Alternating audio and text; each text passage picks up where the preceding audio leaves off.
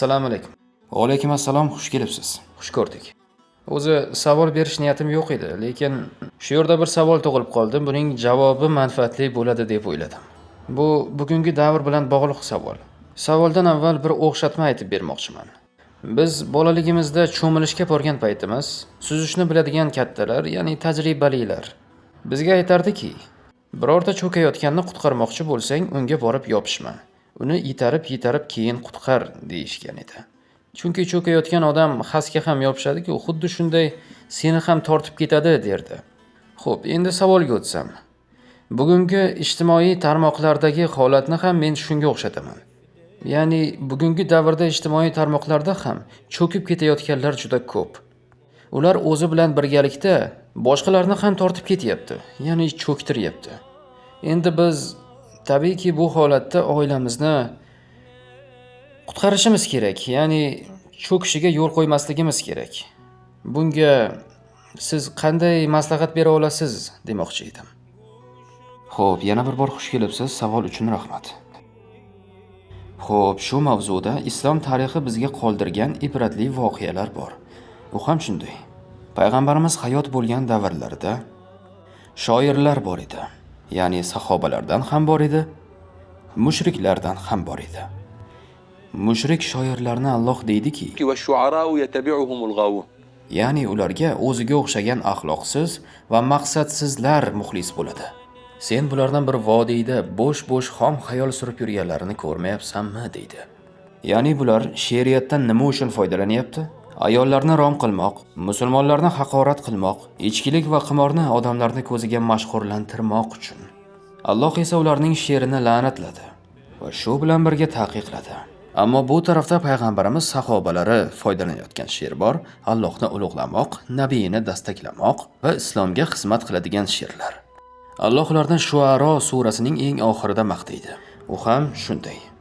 إلا الذين آمنوا وعملوا الصالحات وذكروا الله كثيرا وانتصروا من بعد ما ظلموا. Iymon keltirganlar, solih amallarni qilganlar, Allohni ko'p zikr etgan va hamda zulmga uchraganlaridan islomni himoya qilib chiqqanlar bundan mustasnodir. Ya'ni siz bir narsani nima uchun foydalanayotganingizga qarab uning hukmi o'zgaradi. Bugungi davrda ham xuddi shu formula ishlaydi. Agar siz Allohning diniga yordamchi bo'ladigan kontent, insonlarni uyg'otuvchi kontent va haqiqatni ko'rsatadigan kontent qilsangiz, Alloh sizni maqtaydi. Va aksincha foydasiz, keraksiz va insonlarni buzishga qaratilgan kontent qilsangiz, o'sha oyatda aytilgan Alloh la'natlagan bir vodiyda xom xayol surib yurganlardan bo'lib qolasiz. Endi biz ham bugungi yomon muhitdan albatta oilamizni muhofaza qilishimiz kerak. Buni avvalo o'zimizdan boshlashimiz kerak. Men buni nega yuklab oldim?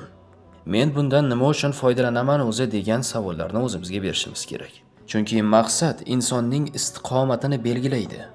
Qaysi ishda bo'lsangiz bo'ling, maqsadingizni unutib qo'ysangiz, niyatingizni unutib qo'ysangiz, albatta shayton sizdan foydalanishni boshlaydi. Masalan, ijtimoiy tarmoqni emas, shu yerni aytaylik.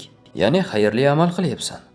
Ya'ni sen bu yerga ne maqsadda kelganingni unutib qo'ysang, bu bo'layotgan darslar ham senga teskari ishlashni boshlaydi. G'iybat majlisiga aylanadi.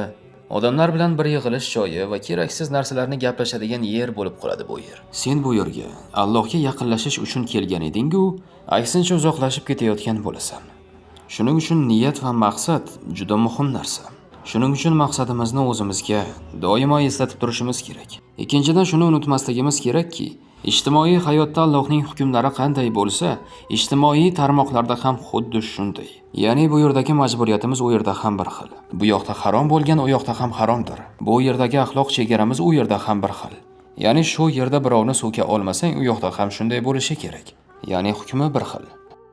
Yoki yana aytaylik, g'iybat qilish real hayotda qanchalik gunoh bo'lsa, virtualda ham xuddi shunday gunoh. Ijtimoiy tarmoqlarga kirganimizda, ya'ni bu yerda ham Allohning hukmi ishlab turganini doimo o'zimizga eslatib turishimiz kerak. Va yana ijtimoiy hayotda islom jamoati bilan qanday bo'lsak, virtual olamda ham xuddi shunday birga bo'lishimiz kerak. Har ijtimoiy tarmoqda ham islom jamoati bilan birga bo'lishimiz kerak. Allohdan qo'rqqan holda kontent qiladiganlar bilan birga bo'lishimiz kerak. Hozir hamma ijtimoiy tarmoqlarda xohlaganini qilyapti. Ammo aqli joyida bo'lgan bir musulmon atrofga bir qarab xulosasini qiladi. Yaxshi, xayrli kontent qilayotganlarga aytish kerak. Men ham siz bilanman, sizning bir do'stingizman. Men ham bir islom jamoatining bir bo'lagiman. Mendan qanday yordam kerak? Menga ham bir vazifa bering deyishingiz kerak. Ya'ni do'stlar, bu juda muhim narsa. Ya'ni sizni ham hissangiz tekkan bir xayrli videoni savobi butun umr sizga borib turadi degani bu. Endi bugungi kunda shunday videolardan qanchadan qancha qilsa bo'ladi, bilasizmi? Mana sizga xayrli ishlar qayerda yotibdi. Rahmat, salomat bo'ling ustoz. Boringizga shukr, katta rahmat.